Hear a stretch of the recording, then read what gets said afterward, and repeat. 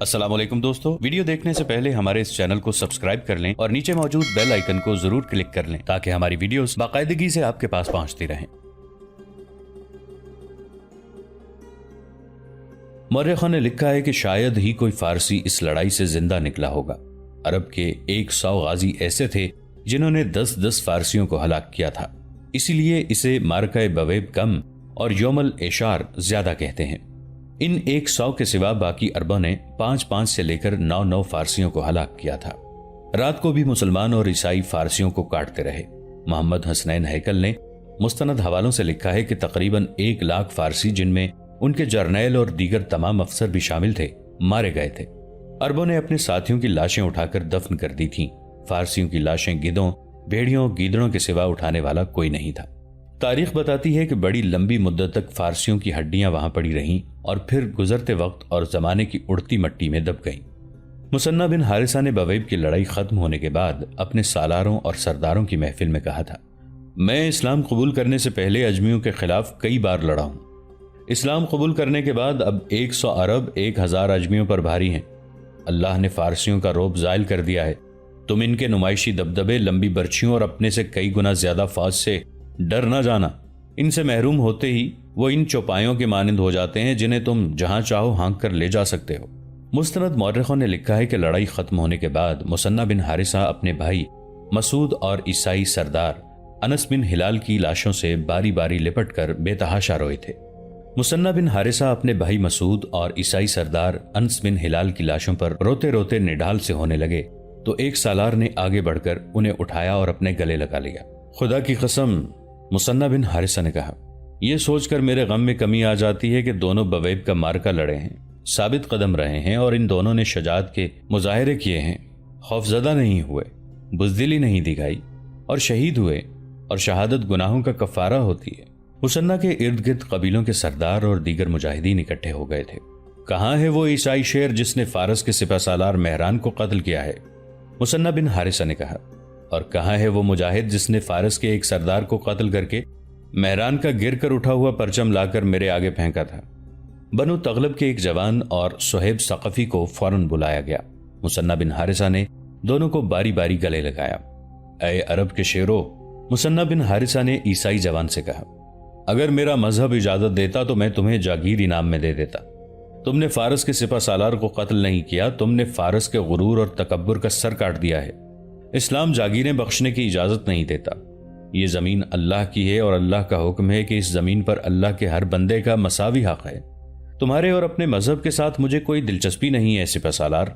ईसाई जवान ने कहा, मैंने अरब की नामूस की खातिर अपनी जान दाव पर लगाई थी। मैं अजमियों का यह ताना बर्दाश्त नहीं कर सकता था कि अरबी बुज़दिल होते हैं। खुदा की कसम, तुम इनाम के हकदार हो। मुसन्ना ने कहा, मेहरान का घोड़ा तुम्हारे पास है, ये तुम्हारा है। जाओ, मेहरान की तलवार और उसके जिस्म से जो चीज अच्छी लगे वो ले लो। ये तुम्हारा जाती माले गनीमत होगा। बाकी माले गनीमत में से तुम्हें अलग हिस्सा मिलेगा। मेहरान की तलवार पर तुम्हारे आने वाली नस्लें भी फख्र करती रहेंगी। और तुम मुसन्ना सुहेब सक़फी से मुखातिब हुए। तुम्हारा कारनामा मामूली नहीं। तुम्हारा नाम सुहेब इब्न अल क़द्र सक़फी। ओ, मुसन्ना को याद आ गया, क्या तुम वो नहीं जिसे इस इलाके की एक लड़की जख्मी हालत में लाई थी? मैं वही हूं सिपह सालार, सुहेब सक़फी ने जवाब दिया। तुम तो बहुत जख्मी थे, मुसन्ना ने कहा। पुरानी बात हो गई है सिपह सालार, सुहेब सक़फी ने जवाब दिया। पांव की हड्डी टूट गई थी, ये अभी ठीक नहीं हुई। रिकाब में पांव रख लेता हूं, लेकिन उस पांव से घोड़े को एड़ नहीं लगती। एड़ दूसरे पांव से लगाता हूं। जिस फारसी सरदार को तुमने कत्ल करके मेहरान का परचम गिराया और मुझे दिया था, उसकी तलवार और दीगर चीजें और घोड़ा तुम ले लो। मुसन्ना ने उसे कहा और पूछा, उस लड़की के साथ तुम्हारी शादी हो गई है? नहीं सिपह सालार, सुहेब सक़फी ने जवाब दिया। निकाह तो आपने ही पढ़ाना है, आज रात निकाह हो जाएगा, मुसन्ना बिन हारिसा ने कहा। मुसन्ना उस वक्त बहुत खुश थे। उन्हें अपने भाई की शहादत का गम तो था, लेकिन फतह की खुशी इतनी थी कि गम दब गया था। ये देखकर भी मुसन्ना का गम हल्का हो गया था कि सिर्फ उनका भाई नहीं, वहां बहुत सी बहनों और बहुत से भाइयों के भाई शहीद हुए थे। मुसन्ना हर किसी के साथ हंसते और मुस्कुराते हुए बात करते थे। अचानक उन्होंने अपने उस पहलू पर हाथ रखा और जरा झुक गए जिस पहलू में उन्हें जसर की लड़ाई में जख्म आया था। मुसन्ना के खिले हुए चेहरे पर दर्द का ऐसा तासुर आ गया जैसे दर्द उनकी बर्दाश्त से बाहर हो। طبیب اور جراح انہیں کئی بار کہہ چکے تھے کہ مکمل آرام کریں، لیکن مصنع ٹال دیتے تھے۔ اس پہلو میں انہیں برچھی لگی تھی۔ زرہ کی زنجیر کی ایک کڑی نے ٹوٹ کر 2 پسلیوں کو توڑ دیا تھا۔ اس سے ان کا پھیپھڑا بھی زخمی ہو گیا تھا۔ یہ زخم 1 سال پرانا ہو گیا تھا۔ آرام نہ کرنے اور مسلسل گھڑ سواری، کوچ پیش قدمی اور لڑائیاں لڑنے سے زخم مندمل ہونے کی بجائے خراب ہو گیا تھا، اور اب اس میں پیپ پڑنی شروع ہو گئی تھی اور اب سانس لینا دشوار ہو رہا تھا۔ مصنع سانس لیتے تو زخم میں شدید درد ہوتا تھا۔ اس کا انہوں نے یہ علاج سوچ رکھا تھا کہ پورا سانس ہی نہیں لیتے تھے۔ مصنع کو اس حالت میں دیکھ کر کچھ آدمی آگے بڑھے اور انہیں سہارا دے کر ان کے خیمے میں لے گئے۔ طبیب اور جراح کو اطلاع ملی تو وہ دوڑتے آئے۔ ان کی بیوی سلمہ ان کے پاس تھی۔ مصنع کی حالت دیکھ کر پریشان ہو گئیں۔ جذبے اپنی جگہ ہیں ابن حارثہ، سلمہ نے مصنع سے کہا، اپنی جان کا بھی کچھ فکر کریں، کیوں اپنی جان کے پیچھے پڑ گئے ہیں؟ زندگی اور موت اللہ کے اختیار میں ہے سلمہ، مصنع نے کہا۔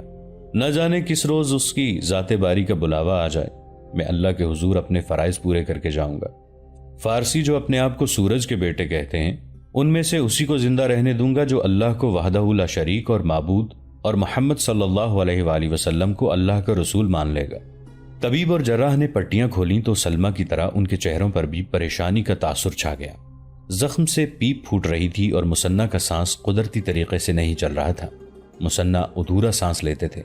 آج کی لڑائی نے زخم کو اور زیادہ خراب کر دیا ہے، جراح نے زخم کو گرم پانی سے صاف کرتے ہوئے کہا، اور آج کی لڑائی جس انجام کو پہنچی ہے وہ بھی دیکھو، مصنع نے مسکراتے ہوئے کہا۔ کوئی فارسی زندہ نظر آتا ہے؟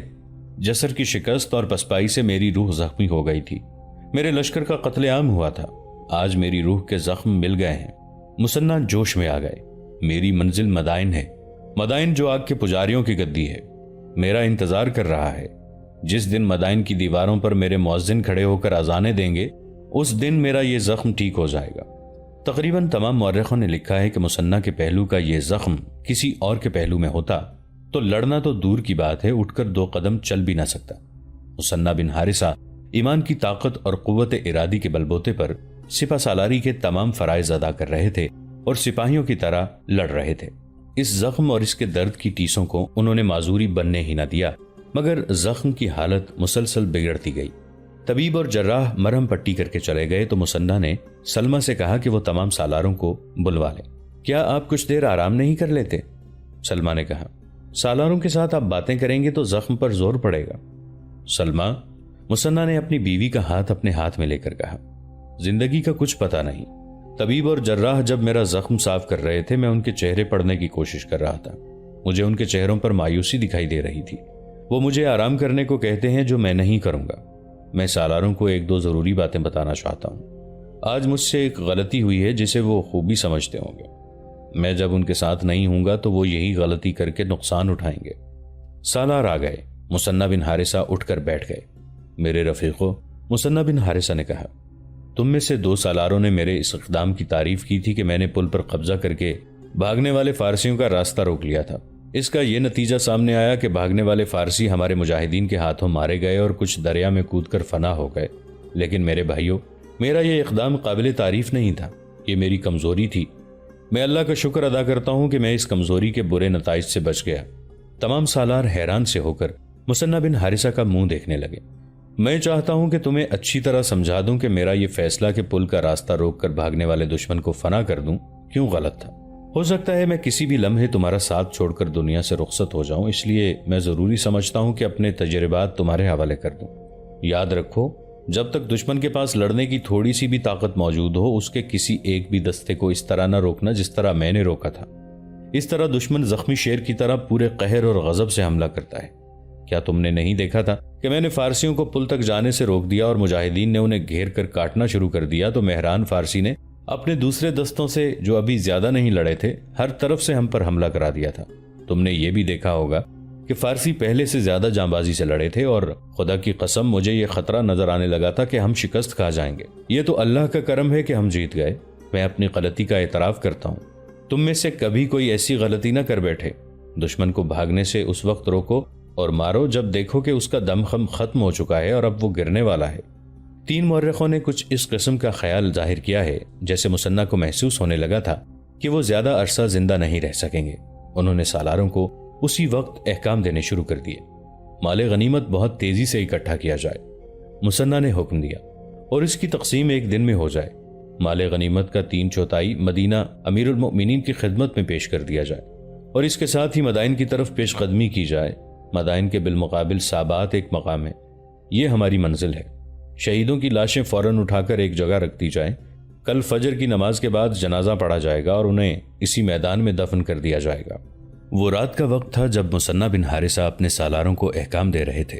اس وقت بہت سے مجاہدین اپنے شہید ساتھیوں کی لاشیں اٹھا اٹھا کر لا رہے تھے اور مجاہدین کی بیویاں جو لشکر کے ساتھ تھیں وہ زخمیوں کو پیچھے لا رہی تھیں۔ انہوں نے پانی سے بھری ہوئی چھاگلیں اپنے ساتھ رکھی ہوئی تھیں جن سے وہ زخمیوں کو پانی پلاتی تھیں۔ مورخ بتاتے ہیں کہ تاریخ اسلام میں خصوصاً اور عام طور پر دنیا کی دیگر لڑائیوں میں اتنی خونریزی اور قتل و غارت کسی لڑائی میں نہیں ہوئی تھی جتنی بویب کے میدان جنگ میں فارسیوں کی ہوئی تھی۔ 1,00,000 افسروں اور سپاہیوں کے مارے جانے کا مطلب یہ ہے کہ فارس کی جنگی طاقت کی کمر ٹوٹ گئی تھی۔ رات کو میدان جنگ کا منظر بھیانک تھا۔ لاشوں پر لاشیں پڑی تھیں، ان میں وہ زخمی کراہ رہے تھے جو اٹھ نہیں سکتے تھے اور مرتے بھی نہیں تھے۔ میدان جنگ وسیع و عریض ہو گیا تھا، یوں لگتا تھا جیسے فرات سے افق تک لاشیں ہی لاشیں ہوں۔ ان میں بے شمار مشعلیں یوں نظر آتی تھیں جیسے شعلے لاشوں پر اڑ رہے ہوں اور اوپر نیچے ہو رہے ہوں۔ بھیڑیے، گیدڑ اور اود بلاؤ جیسے درندے بھی آ گئے تھے اور لاشوں کو چیر پھاڑ رہے تھے۔ زخمی جو ہوش میں تھے وہ کراہتے اور پانی مانگتے تھے۔ بعض زخمیوں نے کچھ اور باتیں کی۔ وہ ایسی باتیں ان عورتوں سے کہتے تھے جو زخمی مجاہدین کو اٹھا رہی تھیں۔ تم مسلمان لگتی ہو، ایک زخمی مجاہد نے ایک عورت سے کراہتے ہوئے کہا۔ مجھے مت اٹھاؤ، پانی پلا دو، میں زندہ نہیں رہ سکوں گا۔ سپہ سالار مصنع بن حارثہ کو میرا سلام کہنا اور یہ بھی کہنا کہ میں جسر کی لڑائی سے بھاگ گیا تھا۔ آج کی لڑائی میں میں نے بزدلی کے گناہ کا کفارہ ادا کر دیا ہے۔ اللہ مجھے معاف کرے، اللہ مجھے معاف کرے۔ اور وہ شہید ہو گیا۔ عورتوں نے بتایا کہ چند اور زخمیوں نے بھی ایسے ہی پیغام دیے اور وہ شہید ہو گئے۔ لاشوں اور زخمیوں کو اٹھانے والوں میں ایک نوجوان مجاہد شداد بھی تھا جو بنو تمیم میں سے تھا۔ اس کی عمر بمشکل 16 سال تھی۔ وہ 4-5 لاشیں اٹھا کر پیچھے لا چکا تھا۔ وہ ایک ایسے زخمی مجاہد کو بھی اٹھا کر پیچھے لایا تھا جس کی ایک ٹانگ ایک ہاتھی نے کچل ڈالی تھی۔ وہ دن بھر کی گمسان کی لڑائی کا تھکا ہوا تھا۔ وہ پیادہ نہیں گھڑ سوار تھا۔ وہ اپنا گھوڑا ساتھ لایا تھا۔ وہ ایک بار پھر اپنے 2 ساتھیوں کے ساتھ کسی شہید کی لاش اٹھانے گیا۔ ان تینوں میں سے ایک کے پاس بڑی مشل تھی۔ وہ فارسیوں کی لاشوں میں کسی شہید کی لاش ڈھونڈ رہے تھے۔ شداد کو کسی کی نحیف سی آواز سنائی دی۔ کیا مجھے کسی نے پکارا ہے؟ شداد نے اپنے ساتھیوں سے پوچھا۔ کسی زخمی کی آواز معلوم ہوتی ہے، اس کے ایک ساتھی نے کہا۔ تینوں رک گئے۔ ادھر شداد، ادھر۔ پھر وہی نحیف آواز سنائی دی۔ تینوں اس طرف بڑھے جس طرف سے آواز آئی تھی۔ 5-7 قدم دور ایک زخمی مجاہد اٹھنے کی کوشش کر رہا تھا۔ اس کے کپڑے خون سے لال تھے اور اس کا چہرہ خون سے ڈھکا ہوا تھا۔ داڑھی پر خون جم گیا تھا۔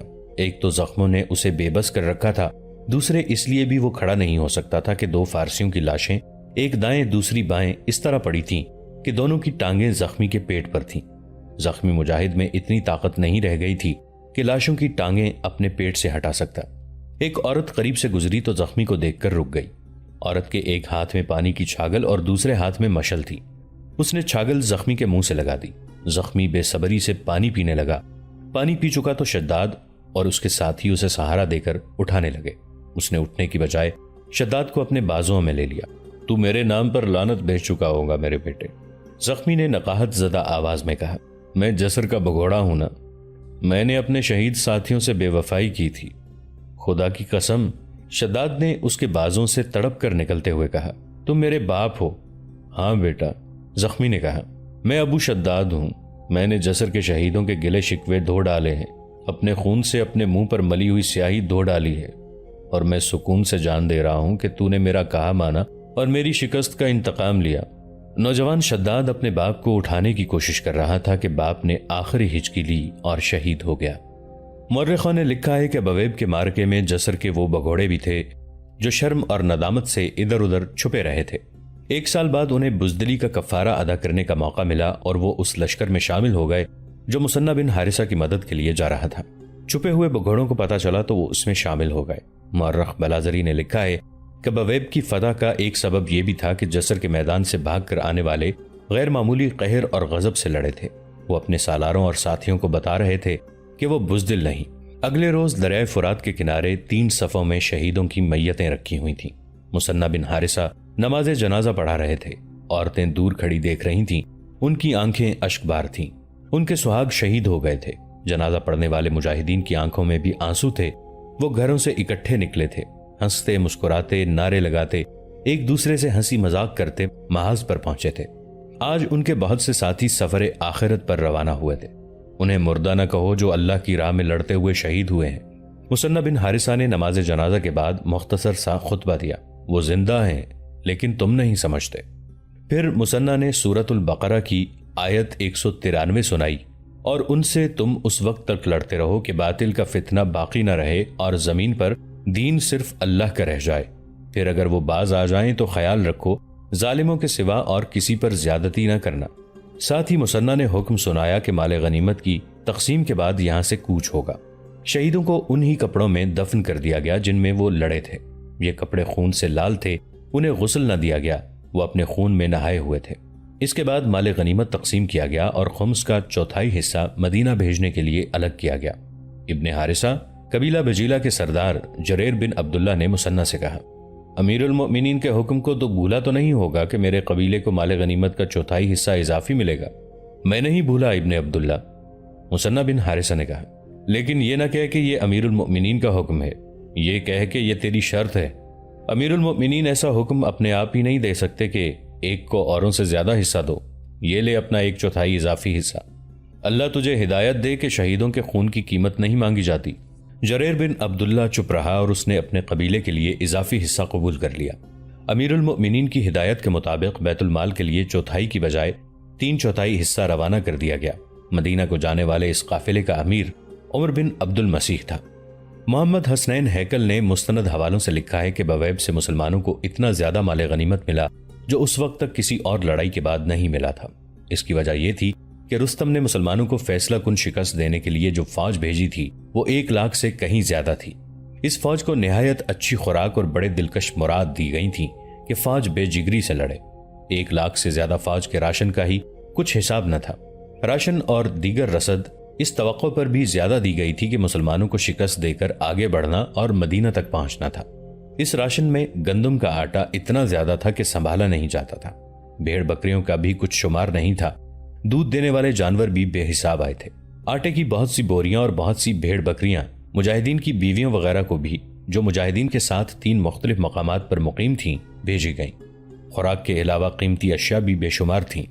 تاریخ میں ایک دلچسپ واقعہ ملتا ہے۔ فارس یعنی آج کے عراق اور عرب کی سرحد پر عرب قبیلے آباد تھے جن کے سینکڑوں آدمی فارس کے محاذ پر گئے ہوئے تھے۔ ان کی عورتیں دن کو باہر نکل کر انتظار کیا کرتی تھیں کہ محاذ سے کوئی آ رہا ہوگا اور محاذ کی خبریں سنائے گا۔ ایک روز ایک قافلہ آتا نظر آیا جس میں گھوڑے اور اونٹ تھے اور ان پر آٹے کی بوریاں لدی ہوئی تھیں۔ 10-12 آدمی گھوڑوں پر سوار تھے۔ ان کے ساتھ بھیڑ بکریوں کا ریوڑ بھی تھا۔ 3-4 عورتیں کھڑی تھیں۔ یہ ہمارے مجاہد نہیں ہو سکتے، ایک عورت نے کہا۔ اور یہ تاجر بھی نہیں لگتے، دوسری عورت نے کہا۔ تاجروں کے لباس ایسے تو نہیں ہوتے۔ میں بتاتی ہوں، ایک بڑھیا نے کہا۔ یہ ڈاکو ہیں، ڈاکو ہوتے ہی ایسے ہیں۔ ہمارے آدمی لڑ رہے ہیں اور یہ لوٹ مار کرتے پھر رہے ہیں، ایک جوان عورت نے کہا۔ انہیں یہیں رکھو، جانے نہ دو، بڑھیا نے کہا۔ قبیلے کے مرد تو محاذوں پر گئے ہوئے تھے۔ کچھ خالد رضی اللہ عنہ بن ولید کے لشکر میں شامل ہو کر محاذ پر تھے اور باقی مثنہ بن حارثہ کے لشکر میں عراق گئے ہوئے تھے۔ پیچھے عورتیں تھیں، چند ایک بوڑھے اور بچے تھے۔ ان 3-4 عورتوں نے گاؤں کی عورتوں کو گھروں سے نکالا اور انہیں ڈاکوں کے خلاف بھڑکایا۔ تمام عورتیں لاٹھیاں، ڈنڈے اور پتھر اٹھائے نکل آئیں اور ڈاکوں کی طرف اس طرح بڑھیں کہ انہیں گھیرے میں لے کر ماریں گی۔ رک جاؤ اور یہ سامان ہمارے حوالے کر دو، ایک عورت نے انہیں للکارا۔ یہاں سے زندہ نہیں نکل سکو گے، ایک اور عورت نے کہا۔ ہم جانتی ہیں تم ڈاکو ہو۔ اس قافلے میں سے ایک گھڑ سوار عورتوں کی طرف بڑھا۔ اس نے تلوار نہیں نکالی تھی، وہ ہنس رہا تھا۔ شاباش عرب کی بیٹیوں، اس سوار نے کہا۔ ایسے فاتح لشکر کی عورتوں کو ایسا ہی ہونا چاہیے جیسی تم ہو، لیکن ہم ڈاکو نہیں۔ یہ فارس کے محاذ کا مال غنیمت ہے جو امیر المؤمنین کے پاس مدینہ کو جا رہا ہے۔ میرا نام عمر بن عبد المسیح ہے اور میں امیر کارواں ہوں۔ پھر بھی تم آگے نہیں جا سکتے، ایک عورت نے کہا۔ ہمارے پاس رکو، کچھ کھاؤ پیو اور ہمیں محاذ کی خبریں سنا کے آگے جاؤ۔ دوستو، آج کے لیے اتنا ہی۔ اسی کہانی کی اگلی قسط کے ساتھ بہت جلد حاضر ہوں گے۔ نیچے کامنٹ سیکشن میں اپنی رائے کا اظہار ضرور کیجیے گا۔ ہمارے اس چینل کو سبسکرائب کر کے نیچے موجود بیل آئیکن کو بھی ضرور کلک کیجیے گا۔ اگلی ملاقات تک کے لیے ہمارا اور آپ کا اللہ نگہبان۔